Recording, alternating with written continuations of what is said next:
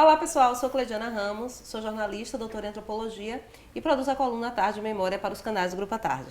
Eu sou Priscila Dória, jornalista e repórter do Grupo à Tarde. Nós estamos aqui na seção Cybercultura do Projeto REC e nessa seção a gente comenta filmes, séries, livros... Tudo que aparecer. Tudo que aparecer, porque vocês podem pensar assim, a cybercultura, analógico, sim, mas não tem nenhuma produção hoje que a gente não tenha um intenso debate em redes sociais, Com então certeza. a gente acaba indo para o mundo digital, de qualquer forma. E hoje, Priscila, o que é que a gente vai debater aqui? Então a gente vai falar hoje sobre finais de séries com ênfase, finais de temporada, com ênfase em Anéis do Poder e Casa dos Dragões. Até porque foram as duas grandes apostas desse semestre. Todo mundo Exatamente. esperando, né, ardentemente.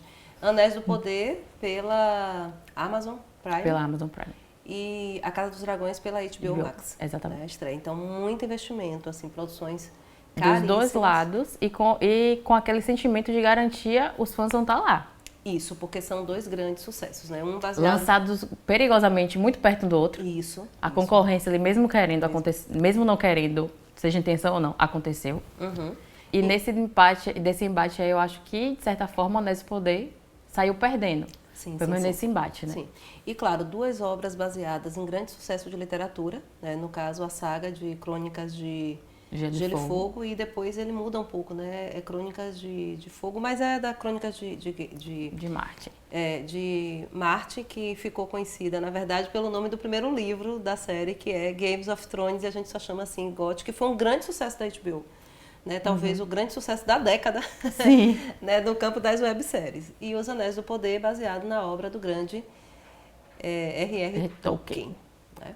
Então, eu, sinceramente, tá? Eu esperei, né, muito por Os Anéis do Poder e te confesso, viu, Priscila? Me desculpem os fãs. Pra mim, foi frustrante. Mas é um ritmo muito lento que a série tem e isso deixa a gente ficar lá assim... E como eu falei, a rivalidade influenciou, acho que até nisso. Porque Tolkien, ele tem esse ritmo mais lento, desde Hobbit. Ele gosta de detalhar as coisas.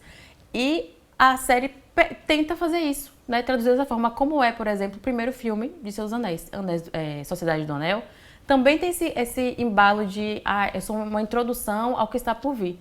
Só que na série, as séries têm ritmos diferentes de filmes. Uhum. Então isso deixou ela lenta, apesar de, como você mesmo disse mais cedo na gente conversando, que os dois últimos episódios são muito bons. O ritmo fica muito bom. Inclusive o ritmo dos dois últimos episódios dos Anéis do Poder é muito mais intenso do que o episódio final de Casa dos Dragões. Né?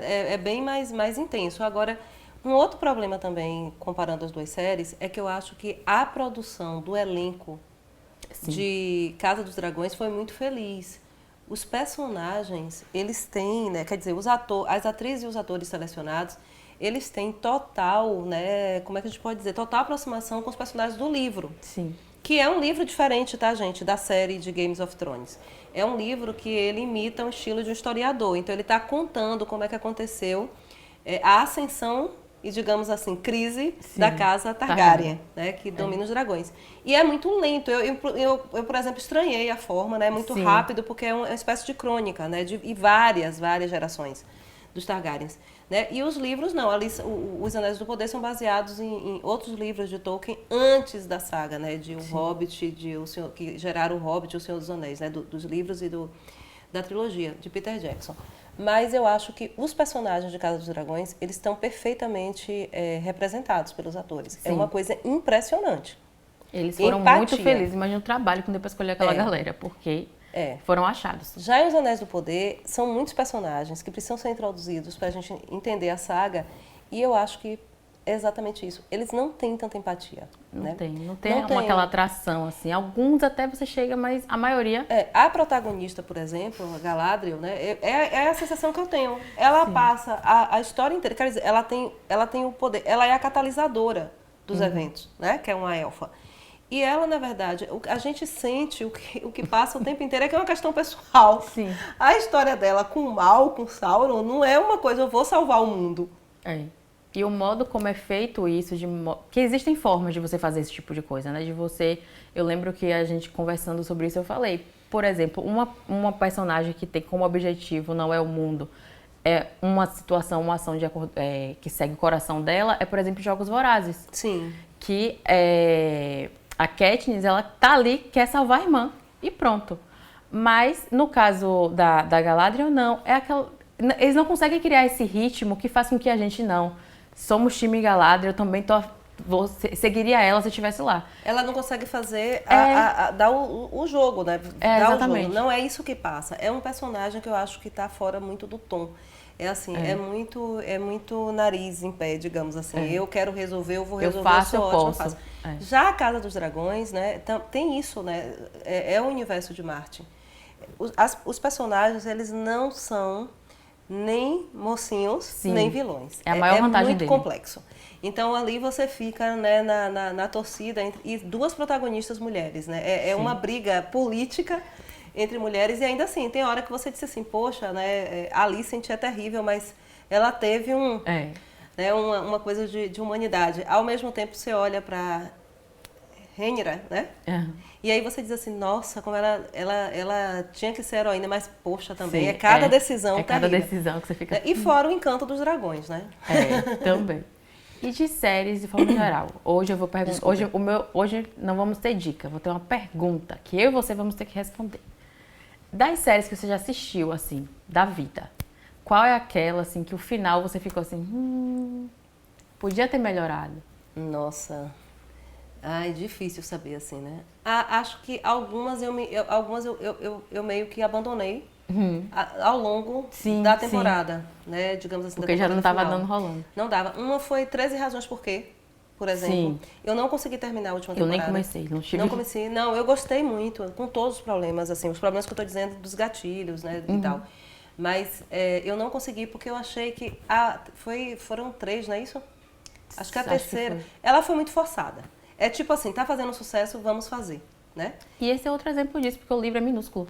Eu realmente, eu não gostei.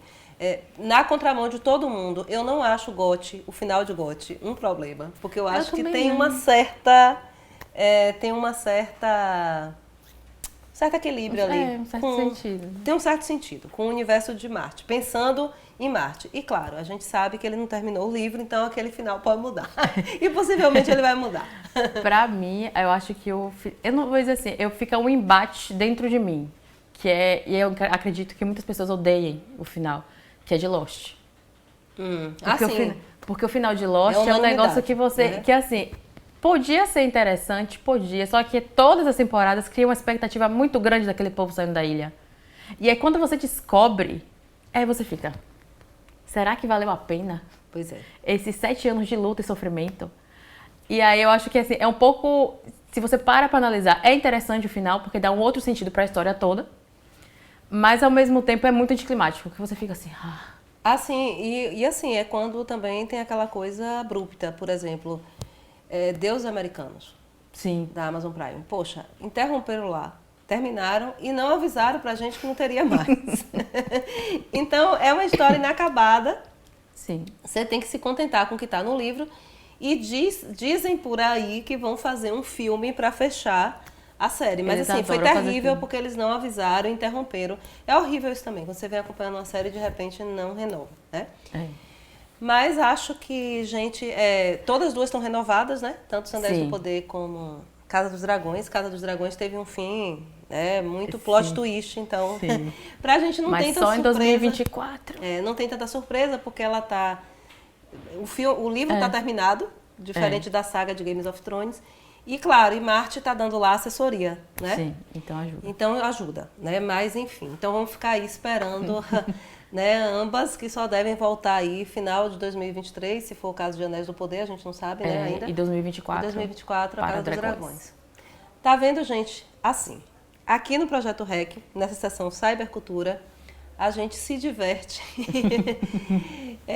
buscando, apurando e trazendo informação qualificada sobre essas produções que são tão apaixonantes. Então fiquem ligados nos canais do Grupo à Tarde. Se vocês tiverem algo que querem, né, ver a gente aqui discutindo, comentando, pode deixar nos comentários também. Muito obrigada e até a próxima.